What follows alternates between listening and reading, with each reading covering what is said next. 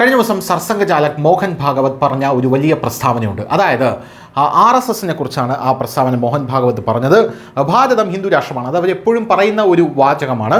ഭാരതത്തിൻ്റെ ഉത്തരവാദിത്തം ഹിന്ദുക്കൾക്കാണെന്ന് അദ്ദേഹം പറയുന്നു. ശേഷം മുസ്ലിങ്ങളെയും ക്രിസ്ത്യാനിയെയും കുറിച്ച് അദ്ദേഹം പറഞ്ഞത് അവർ ഈ ഭാരതത്തിലെ ഹിന്ദുക്കളുടെ പിൻഗാമികളാണ് എന്നാണ് അദ്ദേഹം പറഞ്ഞത്. പോരാത്തതിന് ഈ നമ്മുടെ ഭൂമിയെക്കുറിച്ചുള്ള പൈതൃകത്തിൻ്റെ ചരിത്രം അത് മറക്കാൻ പല ആൾക്കാരും ഇവരെ പ്രേരിപ്പിക്കുന്നു, മുസ്ലിങ്ങളെയും ക്രിസ്ത്യാനികളെയും പ്രേരിപ്പിക്കുന്നു എന്നാണ് RSSൻ്റെ സർസംഘചാലകായിട്ടുള്ള മോഹൻ ഭാഗവത് പറഞ്ഞത്.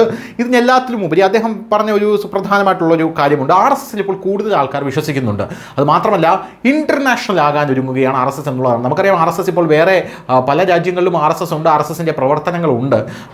എന്നിരുന്നാലും ഇപ്പോൾ മോഹൻ ഭാഗവതിൻ്റെ ഭാഗത്തു നിന്ന് പോലും മറ്റ് രാജ്യങ്ങളിലേക്ക് കൂടി RSSൻ്റെ ശൃംഖലകൾ വർദ്ധിപ്പിക്കാൻ ഒരുങ്ങുകയാണ് എന്ന് പറയുന്ന ഇത് ശക്തമായിട്ട് പറയുന്ന ഒരു വാചകം ഇപ്പോഴാണ് വന്നത് എന്നുള്ളതാണ്. അദ്ദേഹം പറയുന്നത് RSSൻ്റെ ആഗോള പ്രവർത്തനങ്ങൾ ഇന്ത്യയുടെ അയൽ രാജ്യങ്ങളിൽ നിന്ന് ആരംഭിക്കുമെന്നാണ് അദ്ദേഹം പറയുന്നത്. ഇപ്പോൾ തന്നെ ശ്രീലങ്ക, നേപ്പാൾ എന്നിങ്ങനെയുള്ള പല പ്രദേശങ്ങളിലും അദ്ദേഹം ഈ പ്രവർത്തനങ്ങൾ തുടങ്ങിയിട്ടുണ്ട്. RSS നേരത്തെ തന്നെ പ്രവർത്തനങ്ങൾ തുടങ്ങിയിട്ടുണ്ടായിരുന്നു.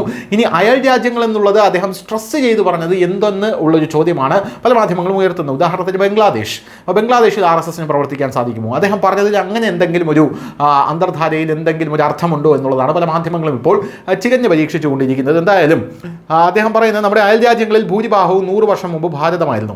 അവർ നമ്മുടെ ആളുകളാണ്. ഇന്നത്തെ സാഹചര്യങ്ങളിലും സമാനതകളുണ്ട്. ഞങ്ങളുടെ ദൗത്യം ഇപ്പോഴും പൂർത്തിയായിട്ടില്ലെന്ന് ഞങ്ങൾക്കറിയാം.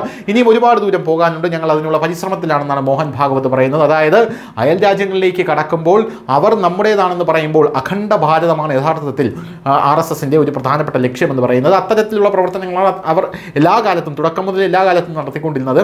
ഇപ്പോൾ ഇത് അതിലേക്ക് പ്രവേശിക്കാനുള്ളൊരു ചെറിയ സ്റ്റെപ്പാണോ ഇത് എന്ന് പോലും നമുക്ക് പറയേണ്ടിയിരിക്കുന്നു, അല്ലെങ്കിൽ സംശയിക്കേണ്ടിയിരിക്കുന്നു. News desk, news India Malayalam.